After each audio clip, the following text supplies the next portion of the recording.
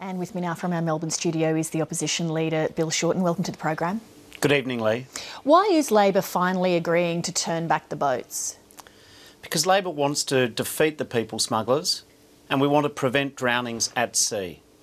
And therefore, one of the options which we believe has to be on the table, if we're given the privilege of forming a government, has to be the option to turn back boats.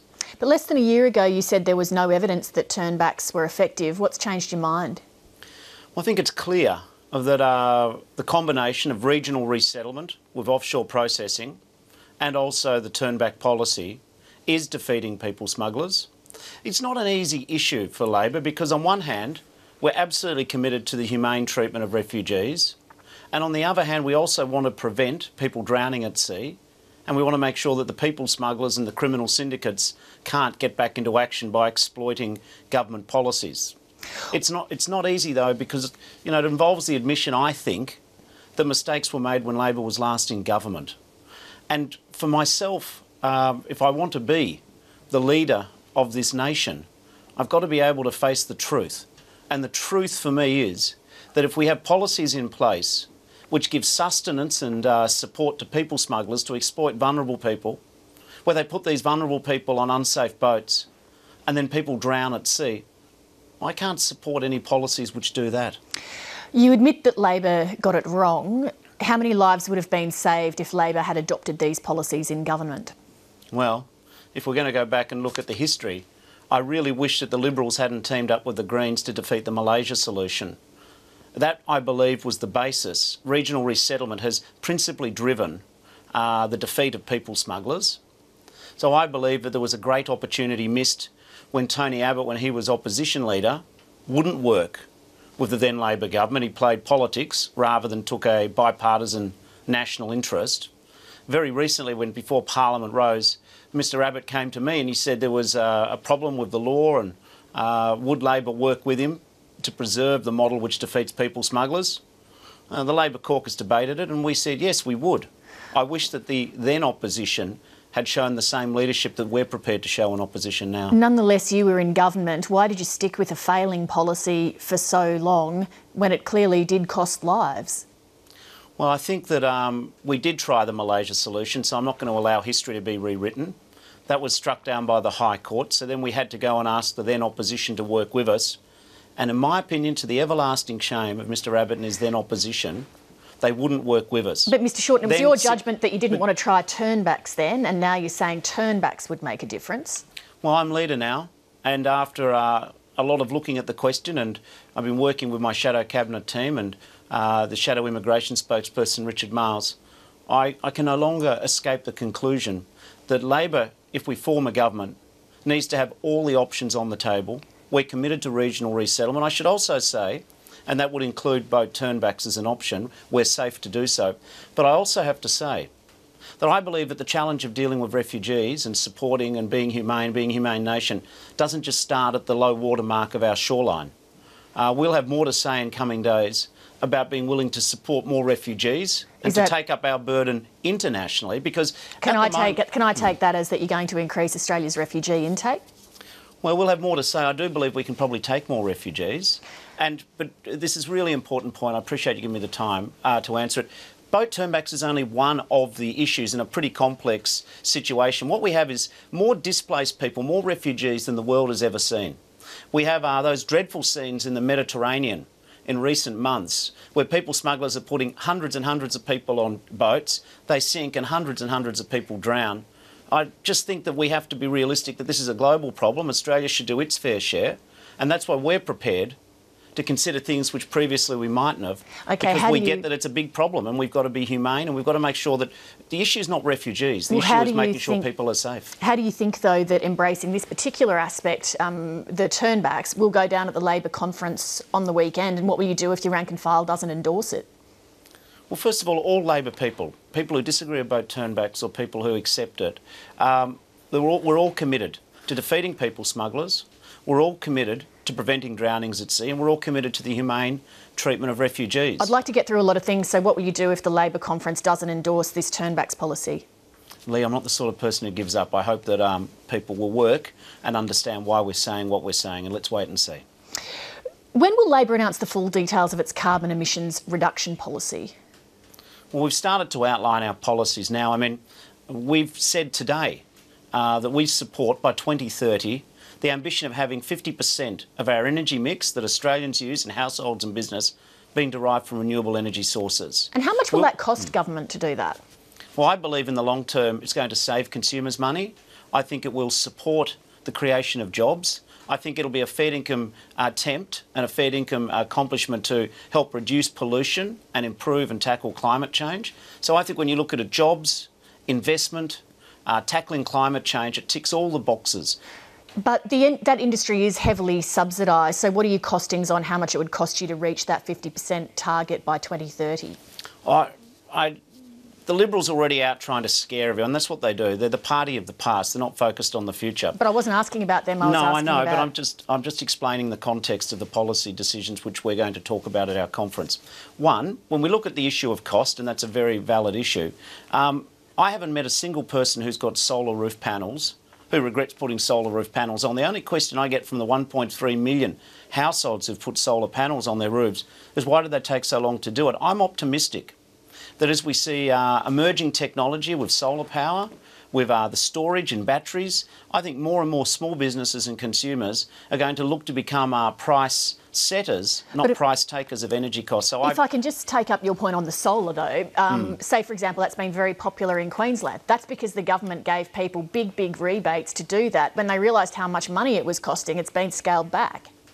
Well, I think we're going to find that if you have a government who's elected who actually will provide policy certainty on a commitment to put renewable energy as part of our energy mix, like the rest of the world's already doing, I think what will happen is that the solar industry and investors will react with confidence.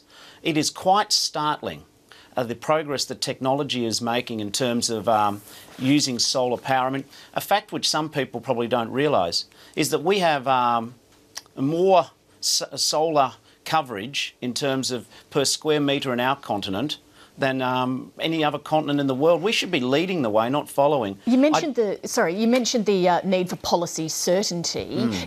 In both of these policy areas we've been discussing tonight, climate change and asylum seekers, Labor has held numerous different positions in recent years. How can voters trust that A, you know what you're doing, and B, that you will actually implement what you're promising here? Well, I think by the interest you're showing in our policy positions, these are serious matters. And the fact that I'm here saying these things to you, and also through you to the Australian people, show that we are making clear decisions about the future. But Labor has chopped and changed a lot in these areas in the past, so I guess what I'm asking is how can voters now have faith that you won't do that? Because we're discussing our policies well out from an election. We're trusting in the Australian public. By putting our ideas out there, people will look at them and take them seriously. When it comes to renewable energy, I'll tell you who's chopped and changed their policies. It's not Labor.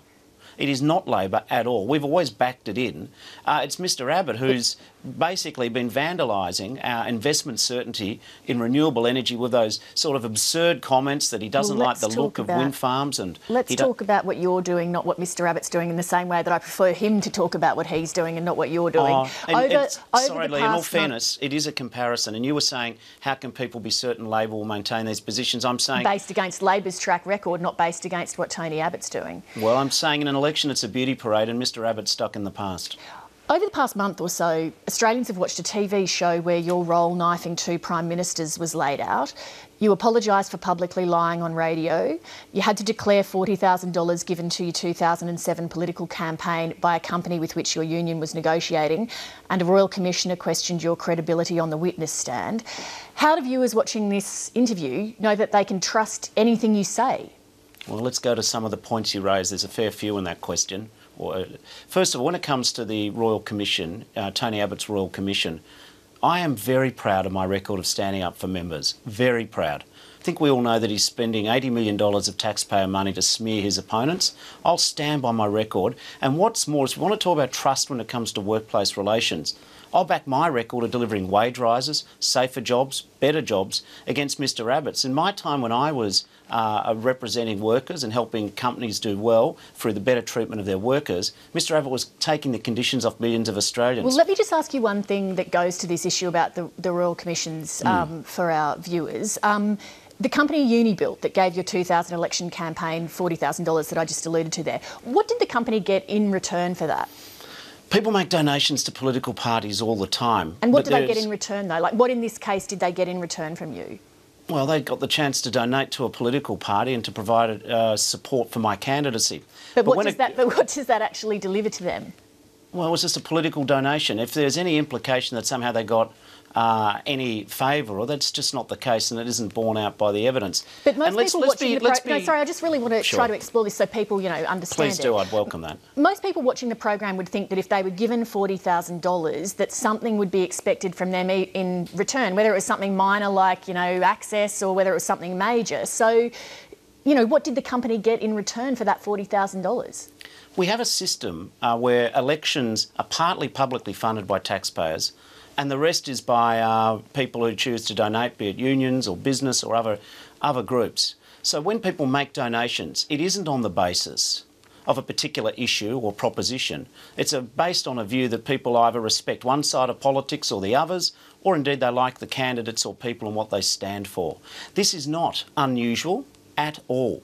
And when we go to this issue that you were going to earlier about trust, let's also be clear, when we talk about trust, Labor went through terrible times of disunity in the era of Prime Ministers Rudd and Gillard, and Labor's learned its lesson. I don't think any fair-minded observer in the last 2 years has seen anything other than complete unity from Labor and by Labor, because we understand that we need to be united to win the trust of the Australian people. Well, in hindsight, do you have any regrets about your role in the ousting of both Kevin Rudd and Julia Gillard?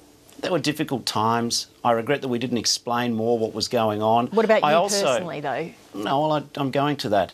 But what I also believe is that I regret the instability and all of the circumstances which saw Labor more distracted and absorbed by ourselves. I regret that we looked as if we were more focused on ourselves than the Australian people. But I can assure you, and you've seen it as a seasoned observer yourself over the last 2 years since I became leader, the Labor Party has been far more united than ever. And I think when we go to the fundamental issue of trust, who on earth is ever going to trust Mr Abbott's Liberals to keep an election promise? But why? This is an important point. Why I'm Mr Abbott promised. Sorry, I just don't want to move off that, because I do want to try to help people, understand what went on there, because they're trying to figure out if they want to vote for you. So I just want to return to that point about your own personal role in both of those Rudd and Gillard matters. Do you have any regrets about the decisions you yourself made personally?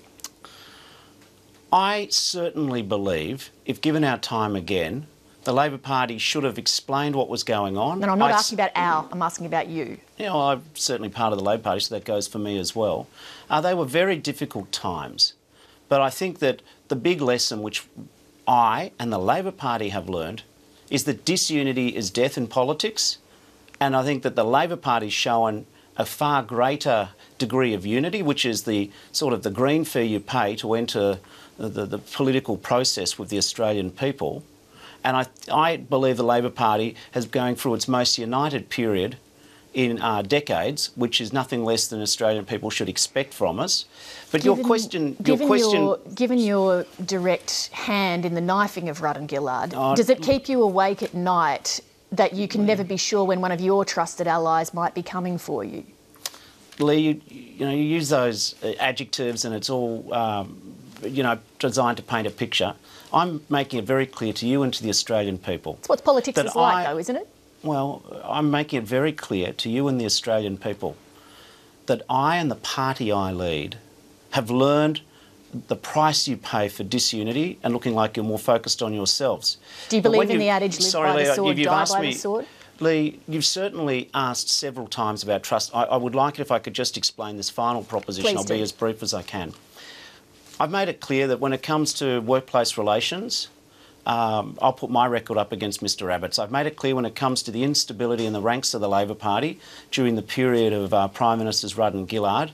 There was a terrible time and the Labor Party has learned a lesson which will last a generation, I believe. But when we talk about trust, there is also this proposition. Who do you trust in terms of the future of Australia? You've got a Prime Minister and a government who's stuck firmly in the past. They haven't kept their election promises. They said there'd be no cuts to health or education. That was clearly not the case now. They said there'd be no increase in taxes, and they're gagging to introduce a GST and put it on a whole range of items where there's no tax paid. And what we also see when it comes to the future is Labor is offering a positive plan for the future. We've talked about renewable energy. We talk about restoring proper funding to universities. We believe in needs-based funding of schools. When it comes to education, hospitals, when it comes to renewable energy, when it comes to fairness, and indeed the most important question of jobs, we have a plan for the future. And that's what Australians want to hear. They don't like the tit-for-tat negativity, which has occupied politics for such a long period of time now. Bill Shorten, thank you very much for your time this evening. Thanks very much, Leigh.